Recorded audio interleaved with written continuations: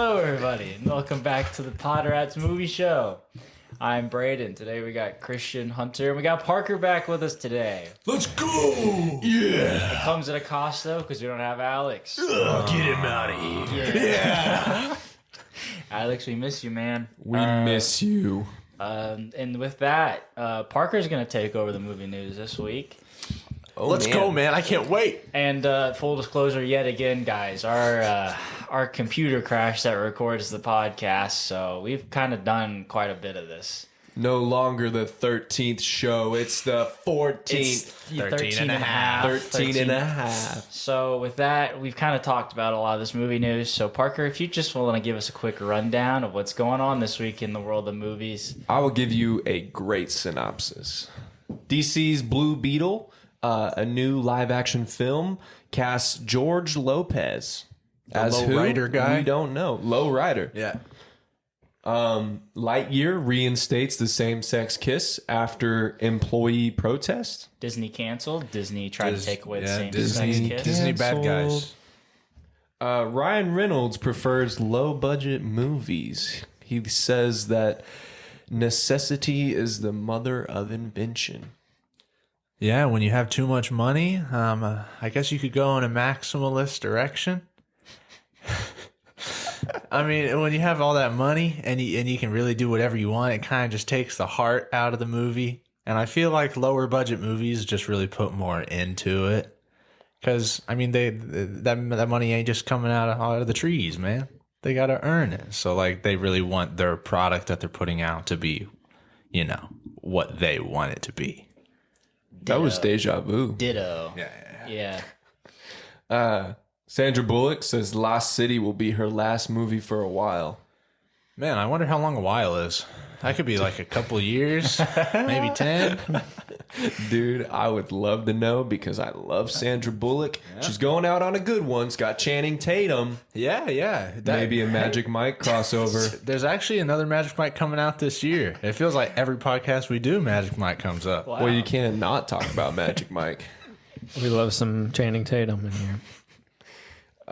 Puss in Boots 2 could mean that, get this, Shrek 5 But confirmed. what does Puss in Boots 2 have to do with Shrek 5, though? If you watch Puss in Boots 2, if we get people to come out to the theater, Show up and show out. that means people want more of this universe. So that means we get more Shrek, baby. It's a cinematic The universe. cinematic Shrek universe Yes. will explode if we all watch Puss in Boots. Yes.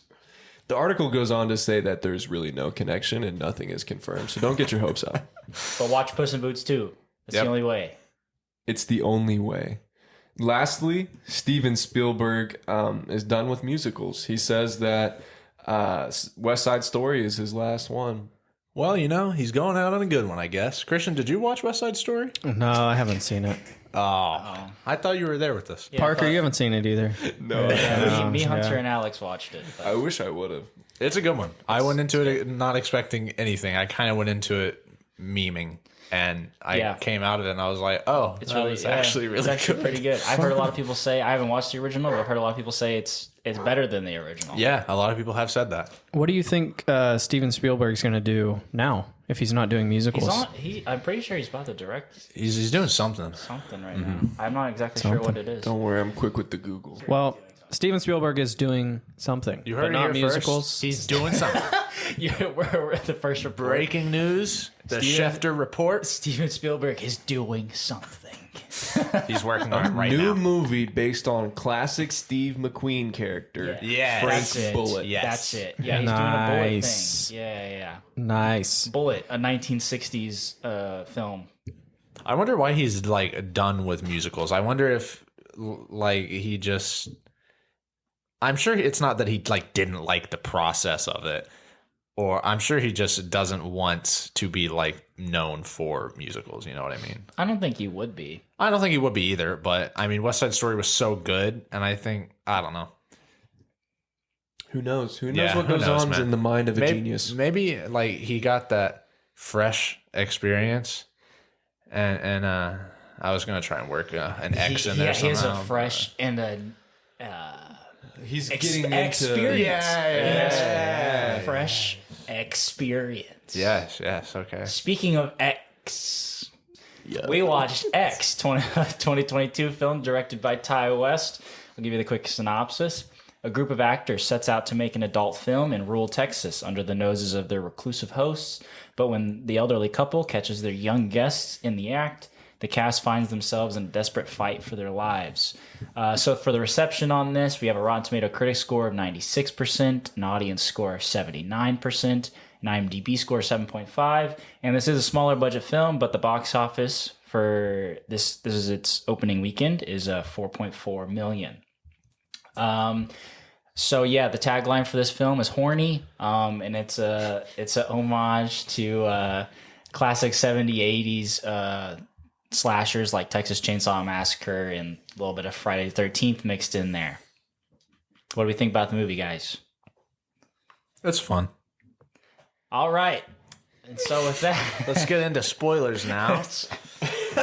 no, okay. I wanted to do my Chris Stuckman point. I watched a Chris Stuckman review of this, and he had a good point of this is a very simple premise of a film with a little bit of with a twist in there. Basically about he basically said that even though this is simple and this is like a plot of a movie that you might get maybe a Blumhouse film, it's elevated by everything around it because you can tell so much care has gone into everything else, with the acting and the cinematography and the score and all those kinds of things, and everything just lifts it up and elevates it into something better than if it was in the hands of maybe a Blumhouse. I don't want to shit on Blumhouse productions, but Yeah, Fuck Blumhouse. it's kind of like a different lane, yeah. But yeah, I that is a really good point because it is literally sort of a Blumhouse thing, but it is just elevated in ways that those kinds of movies really wouldn't be. Like the cinematography in X is really good. Mm-hmm. Funnily enough, contrast a lot from the fresh cinematography, but X has these really wide shots. Yes. That are really pretty. Yeah. Reminded me a lot of Midsommar. Mm-hmm. But yeah, I really like those wide shots. And also the performances in this elevate it a lot. Mia Goth and Jenna Ortega are really fucking good. Mia Goth, I feel like a lot of people just forget that Mia Goth exists until she's in movies. And then they're like, oh yeah, she's really good. But she is super, super good in this. She plays the main character and also the main antagonist, which is cool. Jenna Ortega truly becoming a star just in the past year. I mean, she was in Scream, she was in The Fallout, and in The Fallout she was the lead, and she's in X now. I mean, she's only 19, she's already killing it. So Christian, what do you think about the sex getters versus the Giga Chads? The no sex getters. Fuck. Sorry. Yeah, they didn't get much sex. So, all right, are we in spoilers now? Sure, we can go into spoilers. Right. So, going into spoilers here, this movie, it's just, I'm just going to give the spoiler version of the synopsis. So, this group of people gets an Airbnb in this old couple's backyard. it's a sketchy Airbnb. It's a very sketchy Airbnb. He shows up, the people show up, and they go up to the front door, and the old man doesn't even remember them booking the Airbnb, so he threatens them with a shotgun. Never a good sign. No, I'd leave that's a bad just, review for that host. Yeah, for sure. So that's just kind of how this starts. And they go into their Airbnb shack, 3-bedroom Shack. Yeah. Shack. Very nice 3-bedroom It was kind of shack. nice. Yeah, it was a nice little place. It looked like shit on the outside, but it was kind of good. spacious. Yeah, it was nice on the inside. It looked really nasty on the outside, but then you go inside and it was all redone. That's what I'm saying, man. They must have saw the Airbnb photos in the 70s. Yeah. Yeah. This movie's set in the 70s. This wasn't an actual Airbnb, but and then this group of people they're shooting a porno, but it is filmed by a guy who wants to make it a cinema, not a porno. Yes, a cinematic experience. From this point on, the old woman sees them shooting this porno and gets very horny Yes. because she Down bad. is a no sex getter because her husband has heart problems and can't function anymore in the bedroom. Mm-hmm. She's very jealous She is very jealous of all these sex getters. of the young horny people. Yes. So much so that in the middle of the night one night, one of the sex getters rolls up to her house and she's standing out front. Why is this so suspenseful? And he gets out and she starts hugging him. Okay. This feels like a true crime podcast. Yeah. 80-year-old woman hugging one of the sex getters, and he is freaked out because she is old and crusty. And when he says that he doesn't want to fuck her, she kills him. And this movie spirals from there. Yeah, just spirals. Yeah, that was the beginning of the end. But that's just how this movie goes. If you're interested, I wasn't really, but if you're interested, then that's how it is. So there's my suspenseful synopsis. It was very suspenseful. Here's your suspenseful spoiler synopsis. Yeah. As far as my thoughts on the movie, I wasn't a big fan, but I don't know. It's for some people like Hunter and Brayden. They liked it. For me, it was okay. Don't go see it with your mom. Or do. Or yeah, if you have a, maybe not actually. No, probably I don't not. think you should. But yeah, so it was an interesting take on a little twist. You know, like sex and slasher films are usually bad, and you know the impure come out on top in the end of this movie. I said movie. Movie. But yeah, the impure come out on top in this movie, and that's usually not what happens in horror movies. They also shot an entirely separate film, a prequel to this movie, while they were shooting X. It was actually the end credits scene was a trailer for that film. It's Pearl, starring Mia Goth, who plays because Mia Goth also, as Christian said, Mia Goth also plays. Did you say that? It was talked about. Okay, someone said. I think. But Mia Goth. Oh yeah, Hunter did. Was that earlier? Yes. But yeah, Mia Goth also plays the older lady, and then she gets to play the older lady, but younger, and in the new film. Will she look like Mia Goth? Yes, she does look like Mia Goth.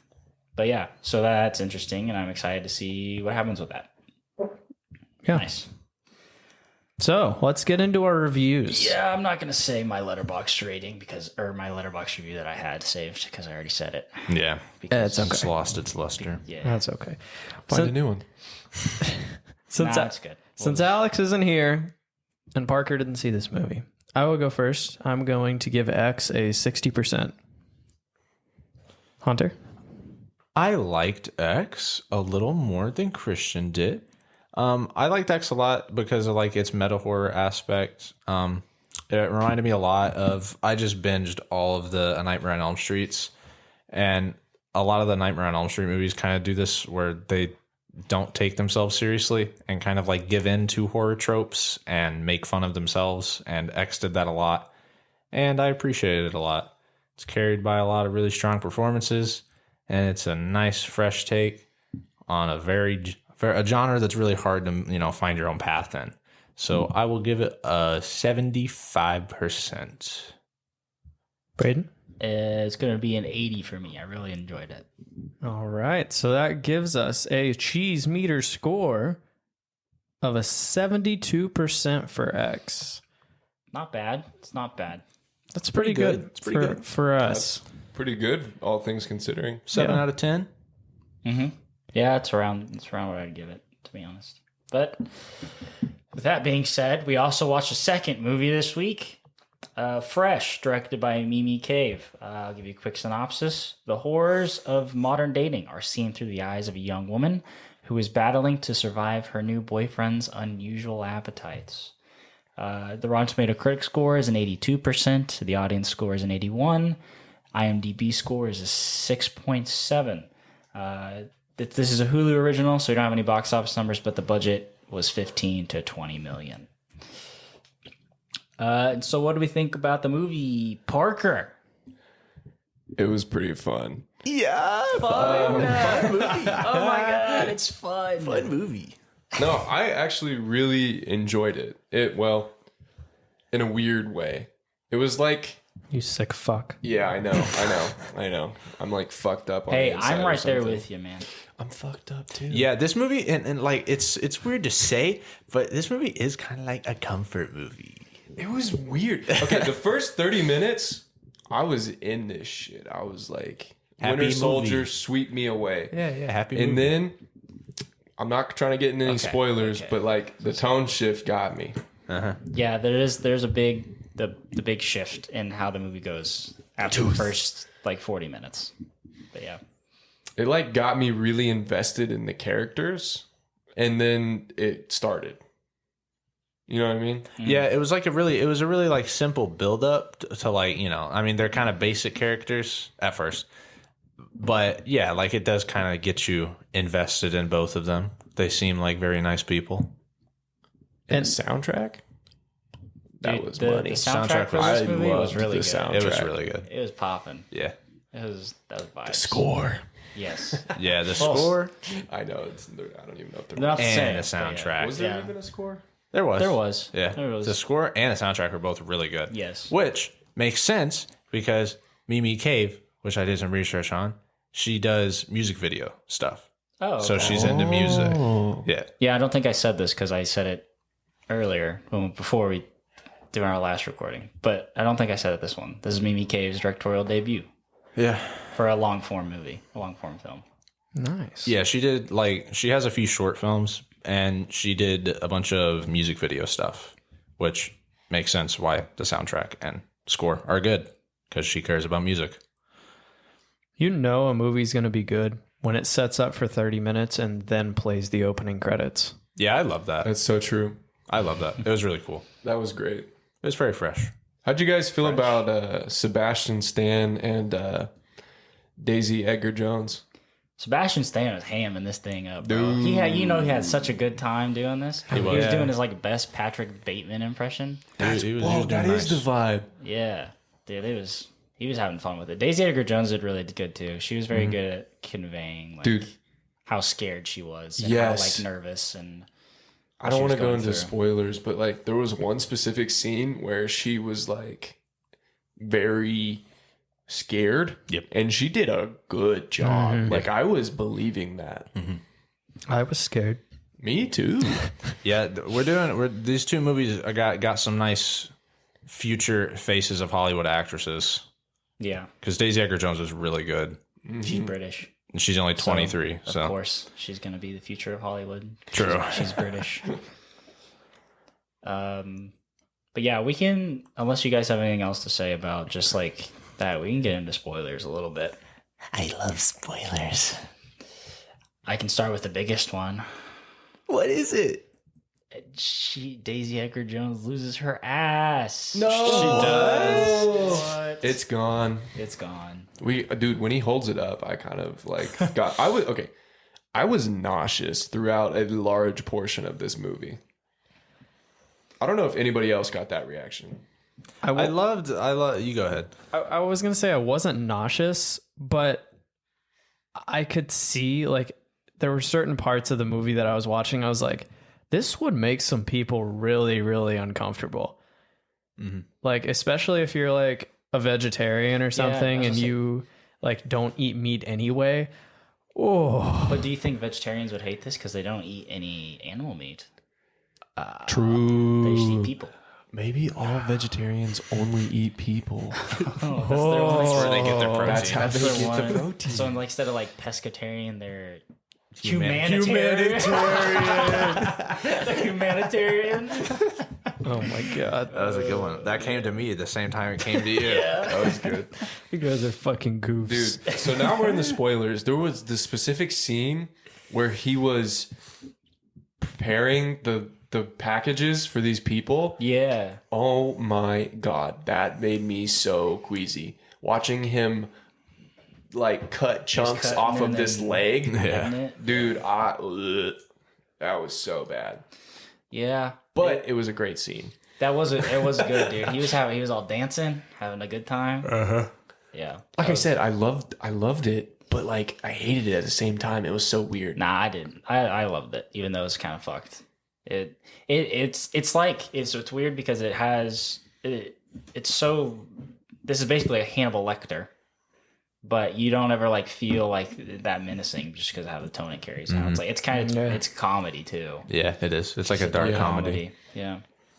It's also somewhat realistic, to be honest. Just like this could happen in our modern world for sure. And that's where like I wanted to get into like this new wave of female directed movies and written movies.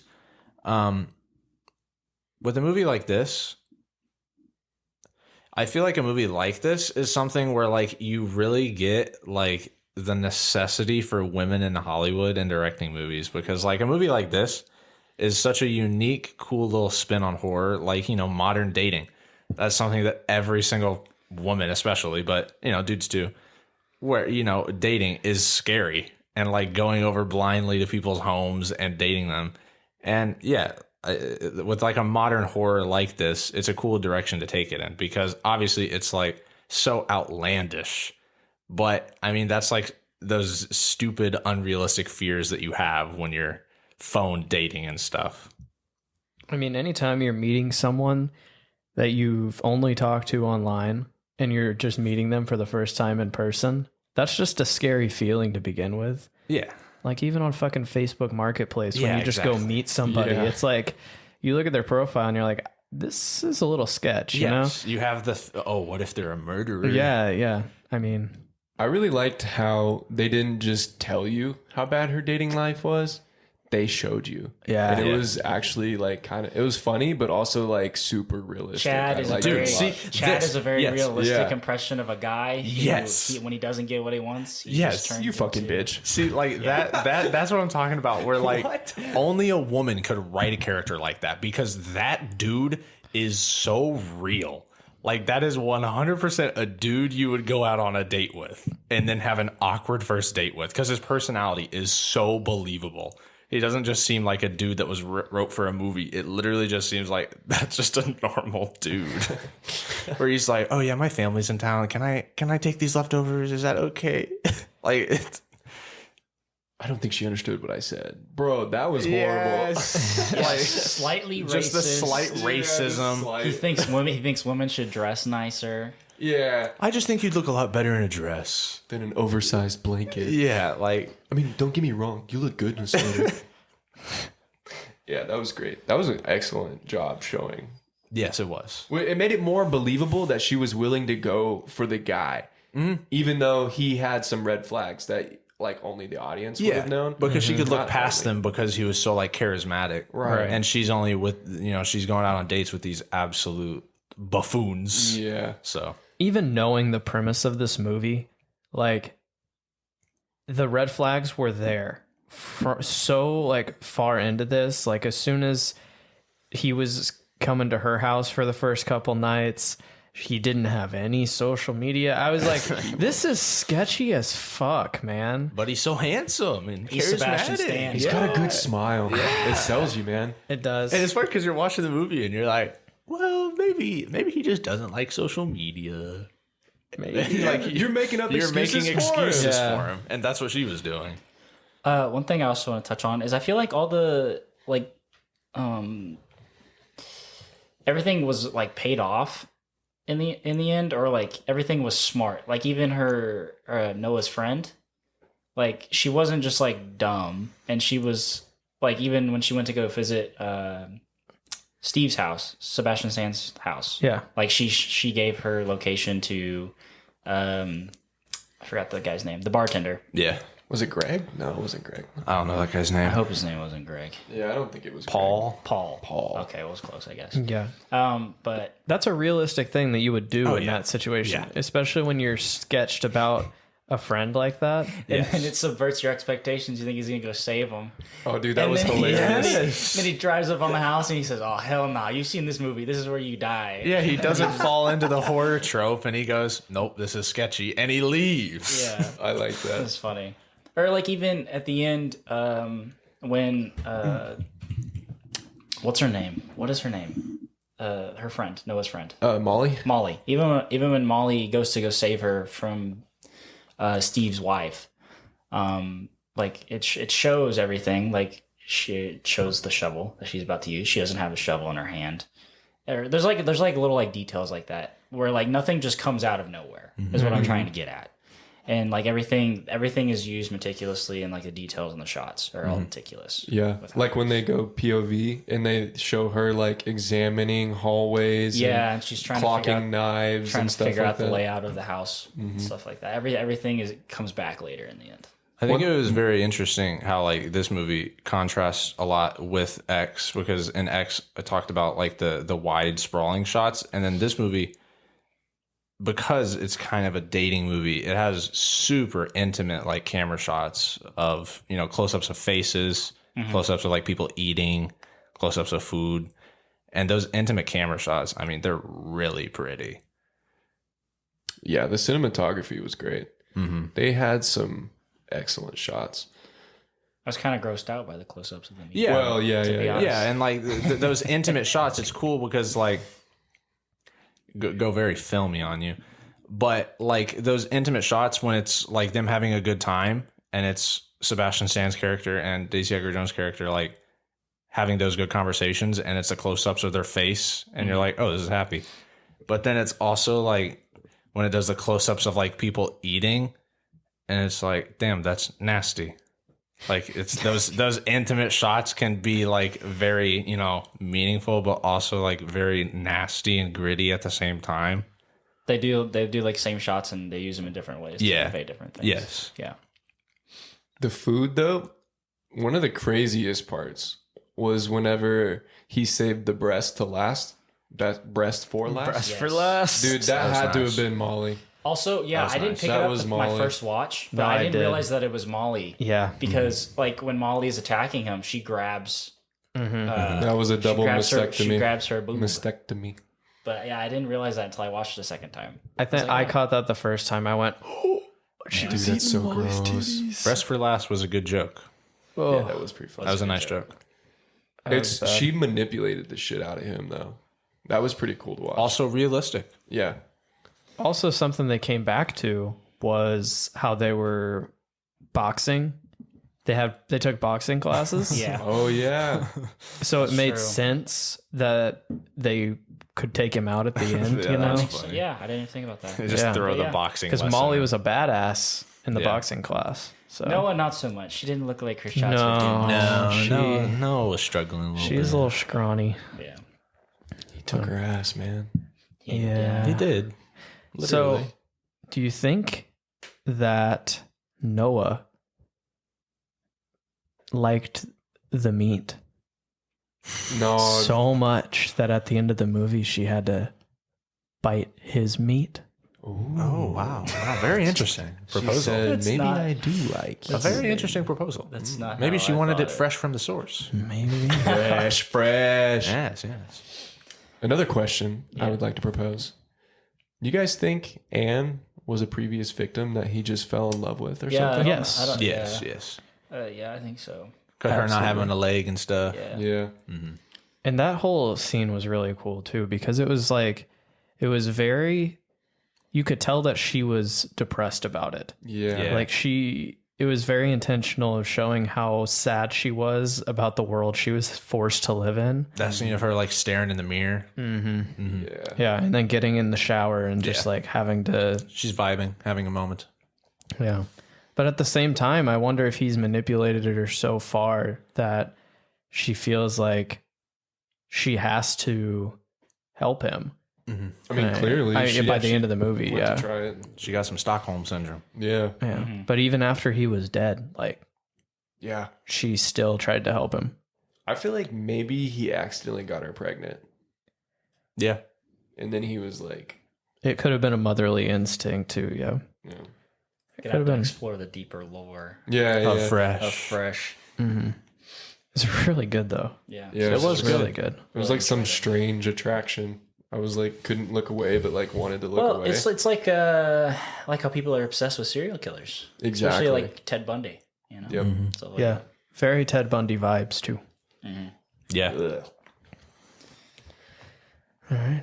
Brayden, do you have a review on Letterboxd? I got multiple, man. This movie was so good with its reviews. People on Letterboxd were on one when they did these. I don't know if you guys have taken any looks at the reviews. I saw a few that you liked. Yeah. So here's the first one. This is Lily. She's a patron. The Lily from Yeah, Letterboxd? It's the Lily. She no longer has a Harley Quinn profile picture. Yeah. It's different now. She says, takes eating ass to a whole new level. True. Whoa, like True. groceries.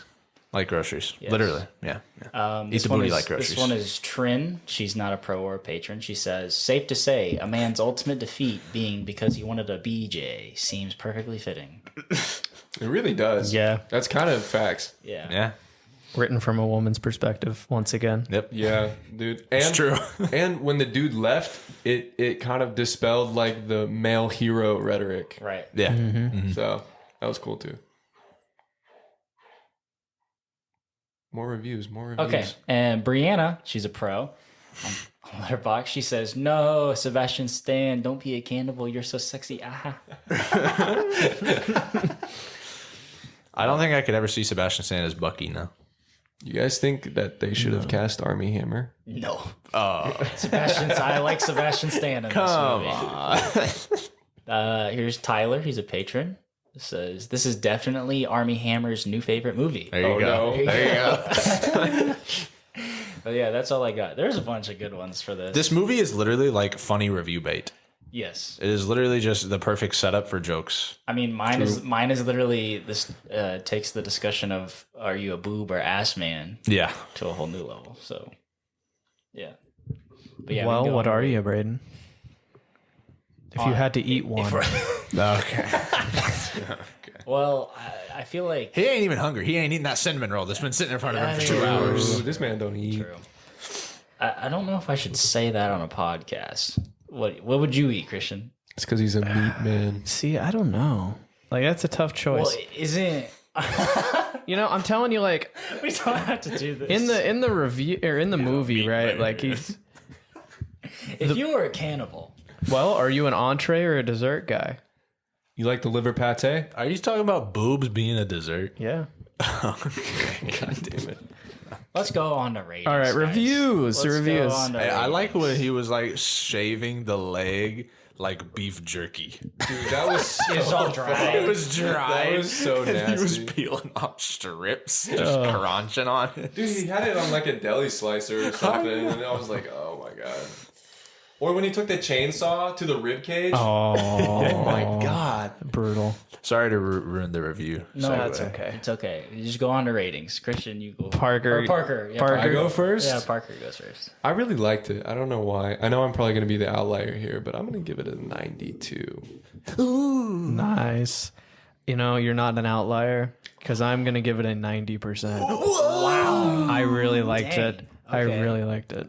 Maybe we're Especially cannibals. for like a Hulu, just a Hulu special movie. Like, This is very good for a Hulu movie. yeah, I was not expecting it to be this good, and I really liked it. I was kind of expecting like a Hallmark, like Yeah, like a cheesy vibe, one. like yeah, I was expecting because I knew the premise, but I was expecting it to be very cheesy. yeah. Yeah, Hunter, Oh yeah, it's me. what you got? Yeah, like I said, like I was expecting it to be like very cheesy going into it, but it wasn't. It was really good. I liked it slightly less than I liked X, so I'll give it a 73. Ooh, okay, okay. Well, I liked it more than Hunter. I'll give it an 84. This is definitely a movie I will revisit. You already have. I have already once. Yeah, you're right. I will do Watched it it again. twice in like a It's week. a good time. It's a fun time. Not necessarily like a family movie at all, but It is weird because I said it earlier, but it's like a comfort movie because like the subject matter is not comforting, but it like the vibes that the movie gives off are very comforting. They are. it's Sebastian Stan. Dude. It really is. So just- good. He's just vibing the whole time. But yeah. All right, so that gives us a cheese meter score of an 85%. One of our higher ones. Surprisingly, didn't see it coming, but look at that. Rated movie. Look at that. Look at Fresh. Look at you go. Look at Fresh, man. You so go, inspiring. Fresh. You go. All right, you guys got anything else? Go support your local cinemas. Go watch Go watch Puss in Boots 2 go watch for Puss in Shrek Boots 2. 5. In theaters. We need to support the cinematic universe. Yeah. Yes, please. Keep theaters open. All right, well, thank you all for listening. And if you liked what you heard, go ahead and like the video on YouTube or leave us a review wherever you listen to podcasts. You can follow us on Instagram at the PodRats and on Twitter at _PodRats. We haven't gotten any follows in a really long time. So what are we doing for follows? We got to up the stakes. Hard enough. Listen, man, you you some don't fresh meat. want us to turn into Sebastian Stan, bro, or the old grandma. Yeah, true. So you gotta follow us. I could do it. I have a biomedical engineering degree. We could do it.